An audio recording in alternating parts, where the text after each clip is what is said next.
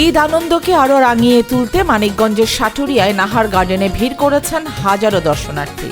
ঈদের ছুটিতে প্রতিদিন সকাল থেকে শিশু কিশোর থেকে শুরু করে সব বয়সী মানুষ পরিবার নিয়ে এখানে ঘুরতে আসেন। শিশুদের জন্য রয়েছে নানা ধরনের রাইড ও বিনোদন ব্যবস্থা, যা তাদের আকর্ষণের কেন্দ্রবিন্দু হয়ে উঠেছে।